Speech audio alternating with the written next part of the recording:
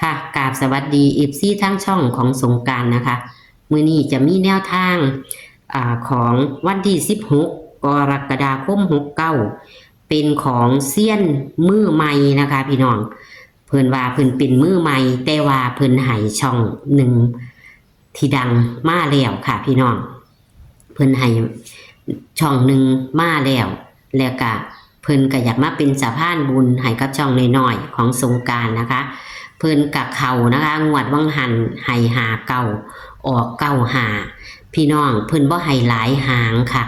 เอาขอให้กดไลค์กดแชร์ให้เพิ่นและก็ช่องของสงกรานต์ในเด้อค่ะเพิ่นให้น้อยๆหางแขนเลข3ตัวก็หางเดียวเลข2ตัวก็แค่2หางพี่น้องจะเป็นตัวใดนั้นเฮาไปรับชมรับฟังกันได้เลยค่ะ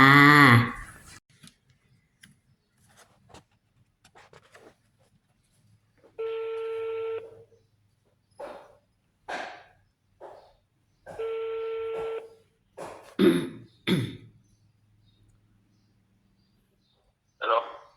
สวัสดีค่ะสวัสดีครับค่ะมาเอาแนวทางของวันที่16และก็ตำล่าวนำล่ะค่ะเอาวันที่มาเล่าเอาวันที่16ก่อนก็ได้ค่ะเอาวันที่16วันนะค่ะ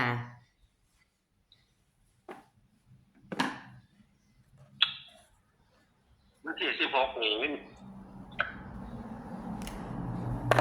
วังหันเข่าบ่ค่ะวังหันวันหนึงหันว่าค่ะวันที่1โอ้วันที่นึงเข้าหา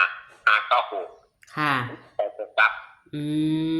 กันยังกับแปลว่าเขาอยู่เพราะว่าเขาตัวกลับเนาะค่ะมันเข้าตัวกลับสถิตินี่เข้ามาจักงวดแล้วค่ะมันก็ทั้งเข้าทั้งบ่เข้าแล้ว อืมค่ะปะปนกันเนาะค่ะครับทั้งเข้าทั้งบ่เข้าแล้วห้างเที่ยก็เข้าห้างเที่ยก็บ่เข้าแล้วค่ะแต่ว่าส่วนมากมันจะเข้าดูบ่หรือจังใดค่ะส่วนมากก็บ่ได้ใช้เนาะล่ะบ่บนก็ล่างบ่ล่างก็บนนั่นล่ะบ่ได้ใช้ผิดแต่ต้องค่ะให้ว่าเฮ็ดแล้วก็ซื้อเอาแม่นบ่ค่ะครับอืมแล้วซื้อเองเฮ็ดเองก็พอได้ใช้อยู่แม่นบ่คค่ะรับให้ทางช่องอื่นไปค่ะใช่ก็ให้ช่องอื่นบ่ค่ะได้ให้ช่องอื่นโอ้ได้ให้แต่พอเพชรจะพอเพชรค่ะหวานวังหันกับเขาอยู่เนาะให้กะหาเก้ามาเก้าหาเนาะค่ะครับค่ะเอาให้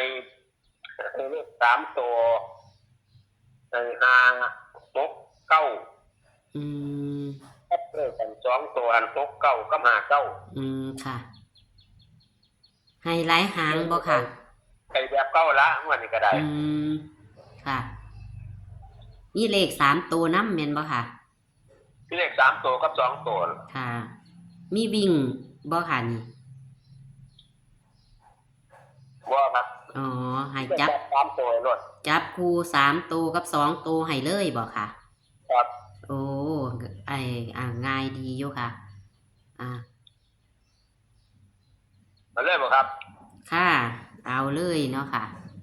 516 2ตัวกัน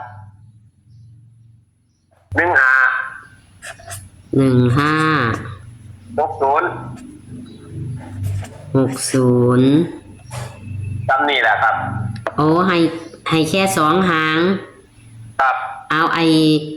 เลข3ตัวกับแค่หางเดียวนี่บ่ค่ะครับจำนี่แหละป๊าดโถบ่หลายหางตัวนี้บ่ได้ลงทุนหลายตัวนี้FC มักพ่อเป็นหยังล่ะค่ะคันวางซั่น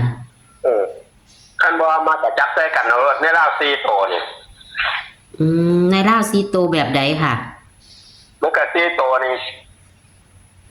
มันมี5มี1มี6มี0บ่แม่นบ่มี5มี1มี0มี6 มันเป็นเลขหยังค่ะตัวนี้ นะ มันเป็นเลขติดหรือว่ามันเป็นเลขเด่น แล้วมันเย็นเจ็บแต่มันเน็ตเลขตารางมามันมีสี่ตัวซ้ำนี่ครับ อืม มันเป็นเลขตารางนี่ เป็นเลขตาราง ครับ ผมได้จับ16กับ60เท่านั้น โอ้ มัน ที่จริงแล้วคันเป็นเลขตารางนี่มันสิเป็นเลขอันเลี่ยงกันอันขึ้นแม่นบ่ค่ะเลี่ยงกันขึ้นสมมุติว่า5กะตรงกับ0จังซี่บ่ค่ะ ครับ5ตรงกับ0 6ตรงกับ1 โอ้เลขตารางแบบ2ตัว ครับ แต่ว่าอันนี้หันเพิ่นอยากจับเอาก็คือให้เพิ่นจับเอาสับกันอยู่ในนี้แม่นบ่ค่ะ ครับ ห้า จับไว้ครับที่โซนรถที่ตรงด้วยกัน บ่หลายหางเนาะค่ะแต่บางคนน่ะเลขตารางมันจะมี3แหมค่ะ มันสิมี3โตว4โตวเป็นจังซี่นะค่ะบัดนี้เลข3ตัวนี้มีหางเดียวเท่านี้เด็ดๆเลยบ่ค่ะ ครับ เน้น ผมจับเป็นซ้ำนี่นะครับ ๆเน้นๆเลยแม่นบ่ค่ะ ครับแล้วผมจะเป็นมือสี่ละ โอ้มันก็บ่ได้ลงทุนหลายแล้วเนาะโอ้ย FC เอ้ยลองเบิ่งพี่น้อง เพราะว่าเพิ่นบ่ให้หลายหาง ตัวเน้นสุดๆเลข2หางนี่เน้นบ่ค่ะ ผมจะให้15นะครับ ให้15เน้นเลยแม่นบ่ค่ะ ครับเน้น15 อืมค่ะสุดยอดค่ะคันเข้ากะให้ว่าเข้ากะเข้าบ่เข้าก็บ่เข้าเนาะค่ะ ครับครั บ่เข้าก็บ่ได้เสียเงินหลาย อืม มันก็แล้วแต่ผู้ว่าตกว่ากัน ค่ะ ตัวนี้ให้ ซ้ำนี่ละ อืม ก็พอได้ใส่อยู่หันลังเกีย ค่ะ เอาขอให้มา มันจะติดกับหัวไก่เด้ อืม ค่ะ ขอให้มาเนาะค่ะ ถึงจะว่าเป็นเซียนมือใหม่ มันก็มาเป็นกับไผ่เนาะซุมื้อนี้ แม่นค่ะอืม บ่แน่กับไผ่เด้ แนวหมู่นี้แม่นสิว่าเก่งปานใดกะหาบ่เข้าก็บ่เข้าคือกัน ครับ อืม ค่ะ มันบ่น่าสิประมาทบ่น่าสิท่านะ ค่ะแม่นค่ะเซียนแม่นเยอะดอกเอามีฝากอีกหยังกับพี่น้อง FC บ่ค่ะว่าไม่ฝากเพิ่นแหน่ ครับส่องไม้กันนะเด้อ ค่ะ คือทั้งหลาย ช่องน้อย ไปเล็กน้อยๆจังซี่ก็ไปถือไปร่ำๆรวย ๆค่ะ ๆก็คือผู้ทุกคนล่ะแต่ว่าผู้เฮ็ดหรือว่าสิบ่พลาดล่ะ อืม ค่ะ อืม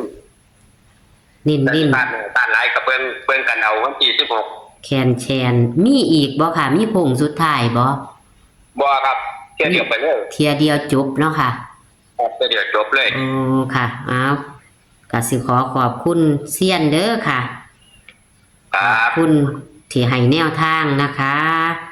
ขอบคุณที่มาเป็นสะพานบุญให้กับช่องน้อยๆมาเป็นเกียรติให้ก็รู้สึกดีใจค่ะอ่ะ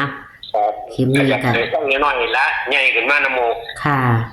แต่ตามันมีวาสนาต่อกันมันสิใหญ่ขึ้นไปเรื่อยๆนะ ค่ะแม่นี่ดีล่ะค่ะ ขอให้เป็นจังซั่นในช่องหน่อยคนเบิ่งหน่อยอยู่ค่ะ ยังบ่ทันได้อีหยังหลายมากมาย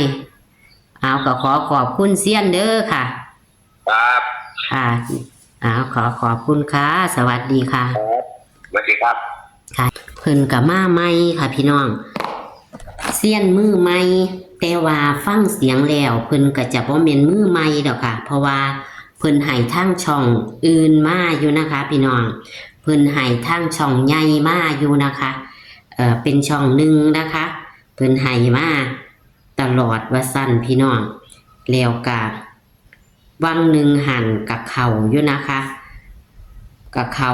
หาเก้าออกเก้าหาค่ะพี่น้องเพิ่นบ่ได้หลายเพิ่นบ่ให้หลายหางค่ะ เพิ่นให้หน่อยๆหางหนึ่งค่ะ เบิ่งค่ะพี่น้องนี่แค่นี้หนึ่ง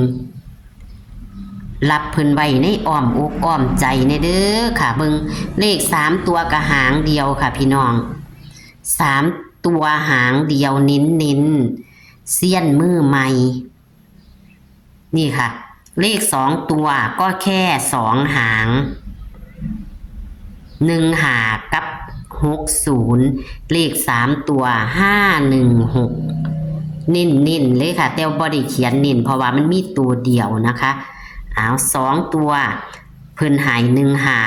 60เพิ่นเน้นคือ1หาส่วนเลข5106นี่ผู้ใดมักก็ไปจับเอาเพิ่นว่ามันจะเป็นเลขในตารางนะคะเพิ่นจับให้แค่นี้นะคะนี่ค่ะแคปหน้าจอค่ะพี่น้องแคปหน้าจอเลขบ่หลายหางหนาลงทุนมากเลยค่ะเซียนมือใหม่แต่เพิ่นอาจจะบ่เป็นมือใหม่อาจจะเป็นมือเก่าไปแล้วเพราะว่าเพิ่นให้ช่องใดช่องหนึ่งมาถูกกะหลายงวดค่ะพี่น้องคลิปนี้ขอให้โชคให้หมานกับคนหรือว่าเซียนมือใหม่นะคะเพิ่นบ่ให้หลายหางค่ะหนาลงทุนมากเลยค่ะขอกดไลค์กดแชร์หรือว่าเป็นกำลังแรงใจให้กับโคตรเซียนมือใหม่นะคะพี่น้องโชคหมานค่ะในวันที่16กรกฎาคม69เด้อค่ะเป็นรัฐบาลไทยเด้อค่ะพี่น้องคลิปนี้ฝากไว้ซ้ำนี้ค่ะสวัสดีค่ะ